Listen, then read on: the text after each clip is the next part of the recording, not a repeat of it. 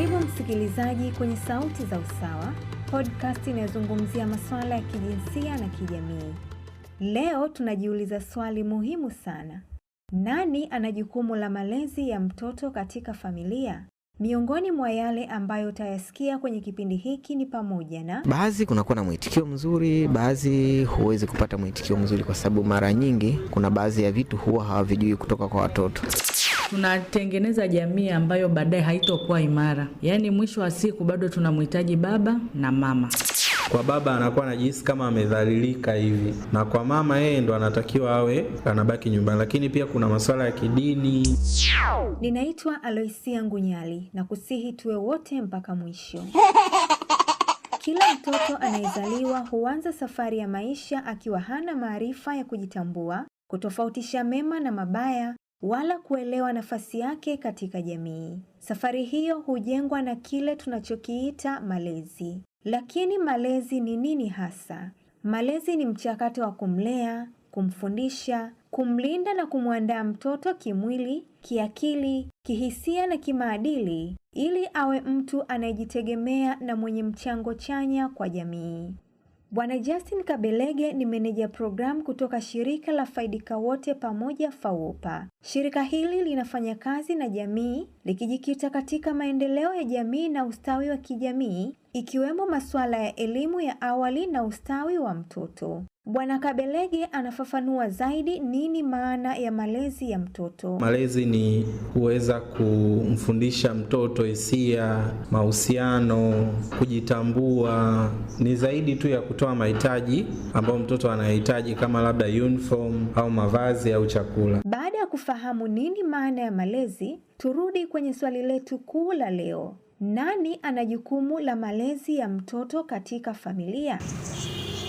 Tumefanya mahojiano na wakazi wa mkoa wa Mtwara kutaka kujua mitazamo yao juu ya hili. Naitwa Zainabu Ahmad Hamisi. Jukumu la kulea mtoto katika familia, baba na mama na majirani. Naitwa Mwajuma Shaibu Mahmudu. Jukumu la kulea mtoto katika familia, baba na mama na jamii iliyotuzunguka. Sasa hivi wazazi wengi tunawaachia majukumu akina mama, yani akina baba wanajitenga kwa watoto. Wakati wa zamani tunalea sote baina ya baba na mama na jamii iliyotuzunguka.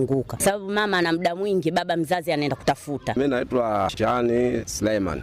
Jukumu kubwa sana la kulea mtoto linakuwa kwa mama, kwa sababu mama ndio anayekuwa na muda mwingi wa kukaa na mtoto. Kwa hiyo baba anakuwa ni msaidizi tu, lakini jukumu kubwa sana linakuwa kwa mama. Ndiye anayejua mazingira ya mtoto, kwa sababu mara yote mtoto na mama. Baba muda wake unakuwa mchache sana kutokana na mazingira yake, hana muda mwingi wa kukaa na mtoto. Mama ndo anakuwa sana anashinda nyumbani, baba anashinda kazini. Kwa hiyo baba anakuwa mara moja kumwangalia mtoto, ila mama muda wote anakuwa busy na mtoto. Msikilizaji, umewasikia wakazi wa Mtwara wakitoa mitazamo yao juu ya nani mwenye jukumu la malezi ya mtoto katika familia na ni nani hasa kiuhalisia anatoa malezi kwa mtoto. Ili kutusaidia kuelewa swala hili kwa mtazamo wa kitaalamu na kisheria, tunazungumza na Bi Teresia Ngonyani, afisa ustawi wa jamii kutoka ofisi ya mkuu wa mkoa wa Mtwara, ambaye anafafanua nani mwenye wajibu wa malezi ya mtoto katika familia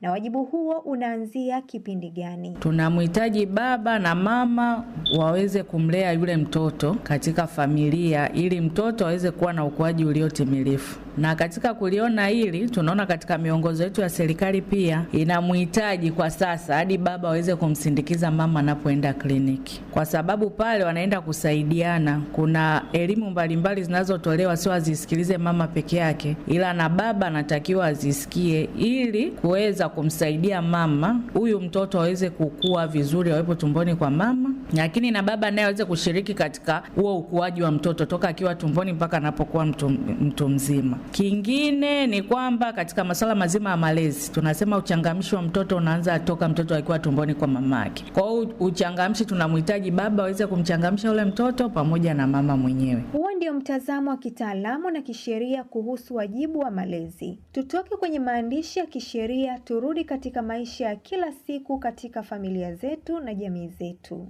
Umesikia mitazamo ya wakazi wa mkoa wa Mtwara tuliozungumza nao. Ingawa wapo waliokiri kwamba malezi ya mtoto ni jukumu la baba na mama, wamesema kuwa kazi hiyo kwa kiasi kikubwa imekuwa ikifanywa na mama. Nimeuliza pia Bwana Kabelege na Bingonyani, je, kiuhalisia wazazi wote wanashiriki kwa usawa katika malezi ya mtoto? Katika jamii yetu ni kwamba malezi ya watoto limebaki kama ni jukumu la mama zaidi kuliko baba. Baba yeye anakuwa kama mtu ambaye anatoa mahitaji, halafu mama kama ni mtu ambaye anasimamia malezi. Kwa jamii zetu za Kiafrika inaonekana mama ndo mwenye jukumu la kulea mtoto, kwamba mama peke yake ndo mwenye jukumu la kulea mtoto, lakini kiuhalisia sio hivyo, kwa sababu malezi ni zaidi ya huduma ambazo mama anazitoa kwa mtoto. Malezi ni maelekezo ambapo mtoto anapewa nini cha kufanya na nini cha kutokufanya. Kwa hiyo baba naye anatakiwa kuwepo sehemu ya hayo malezi ili kuweza kulea mtoto ambaye atakuwa kuwa na tabia njema na mtu aliye mzuri hapo baadaye. Mama na nafasi yake na baba na nafasi yake. Tuweze kusema kwamba jamii zetu za Kiafrika, kwa sababu ni hapo katikati labda tu tulikengeuka. Miaka ya nyuma utakuta babu alikuwa anakaa na vijana wa kiume wakienda kijijini kwenda kusalimia, lakini bibi atakaa na vijana wa kike, au muda mwingine watakaa wote pamoja, watapeana kipi cha kufanya na kipi cha kutokufanya. Maelekezo mbalimbali yalikuwa yanatolewa kwa kipindi hiko, lakini kwa sasa hivi naona kumekuwa na ulegevu mahali, kwa hiyo malezi yamekuwa hayatolewi hivyo na jukumu kubwa la malezi ameachiwa mama peke yake. Kupata maoni ya wataalamu, tunaelekea mahali ambapo malezi huonekana kwa vitendo kila siku. Hapa watoto huja asubuhi na kurejea jioni mikononi mwa wazazi na walezi wao. Pia hapa ndipo ushirikiano kati ya familia na walezi wa watoto kila siku tunaweza kuupima. Tupo katika kituo cha kulea watoto wadogo mchana, yaani daycare. Tunazungumza na mmiliki na mwalimu wa kituo, Mwalimu Suleiman Mkunga.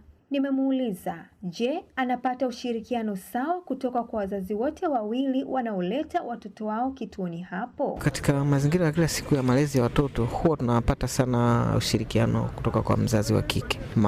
Mama ndio huwa wanafuatilia sana maendeleo ya watoto, kujua wanaendeleaje, na hata ushirikiano, tukitaka kupata ushirikiano fulani huwa tunatafuta mama, anakuwa haraka sana tofauti na baba. Na je, mwitikio wa kina baba ukoje wanapowatafuta kuzungumza kuhusu masuala ya malezi ya watoto wao? Baadhi kunakuwa na mwitikio mzuri, baadhi huwezi kupata mwitikio mzuri kwa sababu mara nyingi kuna baadhi ya vitu huwa hawavijui kutoka kwa watoto. Kuna changamoto za watoto ambao wanapitia, wa baba ni ngumu kuzitambua tofauti na wa mama. Turudi tena kwa Bwana Kabelege. Yeye anatuambia kwa nini jamii zetu zimeuachia wajibu wa malezi ya mtoto kwa mama. Sisi kuna program moja tumefanya hapa kati kuanzia mwaka 2022 mpaka mwaka 2025. Ilikuwa inaitwa Tamaduni Zetu Kesho Yetu. So kupitia hiyo program tulijifunza kwamba kupitia tamaduni zetu za jando na unyago kwa haya mazingira yetu ya mkoa wa Mtwara ni kwamba binti anakuwa anaandaliwa kuwa mama na kuwa mlezi wa familia, na kijana anakuwa anaandaliwa kuwa baba na kuwa mtu mwenye jukumu la kuleta mahitaji katika familia. Kwa hiyo hata kitendo cha baba kubaki nyumbani na binti yake au mtoto wake wa kiume alafu mama akaenda kutafuta, kwa baba anakuwa anajihisi kama amedhalilika hivi, na kwa mama yeye ndo anatakiwa awe anabaki nyumbani. Lakini pia kuna masuala ya kidini na mtizamo wetu tu sisi wa Kiafrika kwamba mama anatakiwa ajihusishe na malezi na baba awe analeta mahitaji nyumbani. Ikiwa malezi ni jukumu la wazazi wote wawili, ni nini hutokea pale jukumu hilo linapobebwa na mzazi mmoja pekee? Je, hali hiyo ina athari gani katika ukuaji wa mtoto? Kuna mabadiliko hasa kipindi kile cha ukuaji. Mtoto anapotoka kwenye utoto kwenda kwenye kubale, kuna mabadiliko ya mtoto wa kiume. Kama mama asipoyatambua vizuri yale mabadiliko, anashindwa kumlea mtoto kuwa baba bora wa hapo baadaye. Lakini baba, kwa sababu vile vipindi yeye mwenyewe anavielewa, ni vizuri kumwelekeza mwanaume mwenzie namna gani ya kuweza kukabiliana na hizo changamoto za kimwili anazokutana nazo, ili aweze kuwa mtu aliye sahihi hapo mbele anapoelekea. Manake pale ni kikundi ambacho katika makundirika ndo anapoibuka sana. Kwa kama mtoto hatopata miongozo na namna gani ya kujiepusha na hivyo vitu, unakuta ni rahisi kwenda kuangukia kwenye hiyo mikono na baadaye mtoto kuwa mtu wa tofauti. Zamani asili ya kazi ambazo wababa walikuwa wanafanya zilikuwa zinatoa fursa pia ya kuwashirikisha watoto wao hata katika umri mdogo. Unakuta labda baba ni mwindaji, unakuta anaweza kwenda na mtoto wake wa miaka 5 akaenda naye kuwinda akajifunza. Lakini sasa hivi pia kutokana na mabadiliko yaliyopo, asili ya kazi ambazo wababa wanazifanya katika utafutaji haziwapi fursa ya kushirikisha watoto wao wadogo. Kwa hiyo watoto wa kiume wanakosa zile hisia za kiume ambazo inabidi ajifunze kutoka kwa baba yake. Vile vile watoto wa kike wanakosa zile hisia za kiume ambazo inabidi ajifunze kutoka kwa baba yake. Mwisho wa siku tunajenga jamii ya watoto ambao wana hisia za upande mmoja tu, sio hisia za pande zote mbili. Walimu wa vituo vya kulelea watoto ni miongoni mwa watu wanaopata nafasi ya kuwaona watoto katika mazingira yao ya kujifunza na kushirikiana na wenzao. Mwalimu Mkonga anatueleza kutokana na uzoefu wake. Anaona tofauti gani kati ya watoto wanaopata mwitikio na ushiriki wa wazazi wote wawili katika malezi yao na wale wanaolelewa na mzazi mmoja pekee. Watoto ambao wanakuwa wanapata malezi ya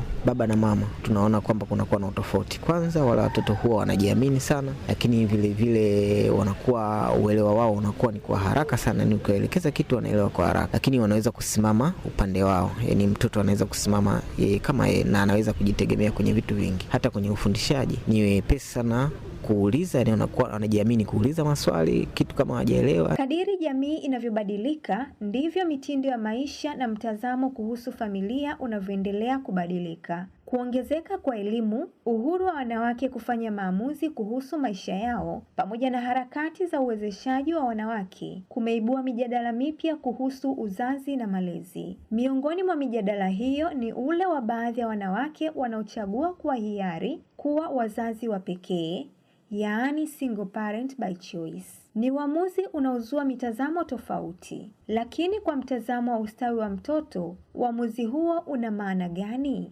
Je, kuna mambo ambayo yanapaswa kuzingatiwa ili kuhakikisha haki na maendeleo ya mtoto yanalindwa? Unaweza kumlea mtoto wako, lakini huwezi kuchukua nafasi ya baba yake. Tuna haja ya kubadili mitazamo yetu, kutoa nafasi ya malezi ya pamoja. Hata kama umeamua kuishi wewe kama wewe, andika mkakati wa namna gani utamshirikisha baba yake katika malezi ya huyo mtoto. Hata kama utamlea mwenyewe mtoto kwa kumpenda kiasi gani kama mama, bado tu itafika nafasi atatamani kuwa na baba, na huenda ataenda kwa huyo baba ambaye wewe hukumhesabu katika malezi. Kwa hiyo haiwezi kukulipa kusema kwamba mimi nitamlea mtoto peke yangu na kama single mother au vyovyote vile. Kwa hiyo tunahitaji kutoa elimu ili waelewe kwamba malezi ni ya pande mbili, lazima mshirikiane wazazi wote kumlea mtoto ili apate hisia za pande zote mbili. Ikiwa baba na mama, kunakuwa na ile check and balance. Mama anaweza kuwa mkali, baba anakuwa na upendo, au baba anaweza kuwa mkali, mama anakuwa na upendo. Kwa hiyo inamsaidia mtoto kupata balance ambayo baadaye inakuja kutafsiri anakuwa nani katika jamii. Kitokea usingle mother, sio kwamba mtu ajiite kwamba mimi ni single mother, itokee kwa bahati mbaya, kwa sababu wazazi wote bado tunahitajiana katika kumlea. Kama tulivyohitajiana kumtafuta huyu mtoto, tunahitajiana katika kumlea pia huyu mtoto aweze kukua katika misingi iliyo imara. Wazazi wote wanatakiwa kuplay part, na sio kwamba mimi nikae peke yangu, huyu akae peke yangu, yani tukae tufurahishane. Baada ya hapo mtoto akipatikana, yule mtoto tunakuwa tunamuumiza kwa namna moja ama nyingine. Tunatengeneza jamii ambayo baadaye haitokuwa imara. Yaani mwisho wa siku bado tunamhitaji baba na mama. Kuna sauti ambayo mtoto anahitaji kuisikia, sauti ya baba ili aweze kukaa vizuri, na kuna sauti anayohitaji ya mama ambayo nayo aweze kukaa vizuri. Na ukitaka kuliona hili, unaweza ukasema mimi ni single mother, lakini yule mtoto kuna miaka ikifika, nafsi yenyewe inamhitaji baba, kumfahamu baba. Tumeona katika mitandao ya kijamii watu wengi wanaanza kutafuta baba zao, yaani kwamba wewe ukuona hitaji la yeye kuwa na babake, lakini pale anapokuwa na akili zake timamu anaanza kuona hitaji la yeye kujiunganisha, kwa sababu tunasema katika sheria ya mtoto kwamba mtoto anatakiwa awe na identity, ajifahamu yeye ni nani. Na kujifahamu mimi ni nani, natakiwa nimfahamu upande wa baba yangu na upande wa mama yangu. Kwa hiyo ninapofahamu upande mmoja, ni lazima tu nitakuja kufahamu upande wa pili, na sababu nitakapokuja kufahamu upande wa pili nisitamani tena kurudi upande ule niliotoka, ambao nayo ikawa ni changamoto nyingine. Mjadala umeonyesha wazi kuwa malezi bora yanahitaji ushiriki, uwajibikaji na ushirikiano. Ni ujumbe gani wataalamu wetu wangependa kuufikisha kwa wazazi, walezi na jamii kuhusu wajibu wa malezi ya mtoto? Kwanza kushiriki, baba na mama wote wawili kuweza kushiriki katika malezi. Hiyo inasaidia kujenga imani kwa mtoto, lakini kujenga urafiki. Tunaona watoto saizi wanafanyiwa vitendo mbalimbali vya kikatili, lakini wanavyofanyiwa, kama baba na mama mko karibu na yule mtoto kwa malezi, kwa nini, ni rahisi kulitambua hilo jambo kwa mapema kama mkiwa karibu naye. Na malezi yanamfanya mtoto awe karibu na wazazi wake, kwa sababu kutakuwa na muda, utatenga muda kama mzazi wa kukaa pamoja na kuelekezana na mtoto wako, na katika ule muda unajenga, kwa kitaalamu tunasema unafanya attachment, kunakuwa na ukaribu kwa sababu umetoa muda wako na mtoto anaheshimu ule muda. Kuna muda mwingine mtoto hahitaji umpe chakula kizuri, nguo nzuri, wala umpeleke shule nzuri. Anahitaji muda wako wewe wa kukaa pamoja na yeye, umsikilize katika utoto wake kwa vitu anavyoviongea, lakini anahitaji muda wa wewe kuwa nao, na kile kitu anakikumbuka sana anapokuwa mtu mzima. Na tukiliona hili, ndio maana saizi watu wazima wengi kama wamekuwa wamestaafu, kama ukutengeneza huku chini kwenye msingi baba, ukija kustaafu unakuta watoto wanaegemea zaidi kwa mama, kwa sababu iko kitu katika sayansi ya malezi tunasema kwamba kinajijenga. Yaani mtoto kifikia umri wa miaka 14 hadi kuendelea anaanza kujenga, kuangalia jambo lile lililo zuri ambalo linamfurahisha, ndilo analoweka kumbukumbu kichwani mwake. Sasa kama wazazi hatukuacha kumbukumbu nzuri kwa mtoto, tusitarajie anapokuwa mtu mzima akaja kukuhudumia tu kwa sababu wewe ni mzazi wake. Kwa mfano, kupitia programu jumuishi ya malezi makuzi ya awali ya mtoto UPJT MAM inaonyesha kwamba asilimia karibu 43 ya watoto wapo katika hatari ya kutokuwa katika mwitikio unaofaa. Miongoni mwa sababu ni kukosa malezi ya pande mbili, kwamba unakuta mtoto analelewa na mama peke yake. Mama hawezi kumpa mtoto malezi yenye mwitikio wa kiume. Zaidi atakuwa mkali sana, atakuwa anajitahidi kuchukua ile misuli ya kibaba. Mwisho wa siku anamfanya mtoto kuja kuwa mtoto ambaye anafanya ukatili na anaona kawaida, kwa sababu yeye pia amekulia kwenye hayo mazingira. Kwa hiyo wito wangu ni kwamba kama ambavyo mtoto anazaliwa na wazazi wawili, vivyo hivyo anatakiwa kulelewa na wazazi wawili. Haijalishi kuna shida gani imetokea kati yenu. Sawa, tuna mambo mengi ya kuyafanya kwa ajili ya kutuingizia kipato, lakini swala la malezi tusiliweke mbali. Yaani tusihisi kwamba mama tu anatakiwa kufahamu maendeleo ya mtoto. Baba na mama wote tunatakiwa kushiriki kufahamu maendeleo ya mtoto. Hata kama tuko busy namna gani, basi tutenge muda wa kukaa na watoto wetu, kuzungumza nao, kuwasimulia hadithi, kuwasomea vitu fulani. Tusiamini kwamba vifaa vya kielektroniki kama simu na television vinaweza kutusaidia kulea watoto. Tutatengeneza watoto ambao kidogo hawako kimaadili mazuri. Msikilizaji, kama tulivyosikia, malezi si jukumu linaloweza kubebwa na mtu mmoja pekee bila changamoto. Malezi ya mtoto yanahitaji ushirikiano, uwajibikaji na ulinzi kutoka kwa wazazi wote wawili, familia na jamii kwa ujumla. Sheria ya mtoto namba 21 ya mwaka 2009 inataja jukumu la malezi ya mtoto kuwa ni la wazazi na walezi. Haitaji jukumu hilo kuwa ni la mama au baba peke yake. Hivyo basi, jamii inapaswa kutambua kuwa mtoto si jukumu la mzazi mmoja wala si jukumu la familia peke yake. Aidha, malezi ya mtoto ni zaidi ya kununua chakula, nguo na kulipa ada. Mtoto anahitaji ulinzi, kufundishwa namna kuhusiana na jamii na kuandaliwa kimwili, kiakili na kihisia na kimaadili ili aweze kukua vizuri na kuwa mwanajamii mwema. Huu ni wito kwa kila mmoja katika familia kushiriki kikamilifu katika maisha ya watoto wetu, kusikiliza, kuelekeza, kulinda na kuwapa upendo wanaohitaji. Kwa jamii pia, tusikae kimya tunapoona mtoto anakosa ulinzi au malezi anayostahili, kwa sababu malezi tunayowapa watoto wetu leo ndiyo msingi wa jamii tutakayokuwa nayo kesho. Na kufikia hapa tumefikia mwisho wa kipindi chetu kwa leo. Leo tulikuwa tunajadili nani ana jukumu la malezi ya mtoto katika familia. Shukrani kwa wote ambao wamefanikisha kukamilika kwa kipindi hiki. Jina langu ni Aloisia Ngunyali.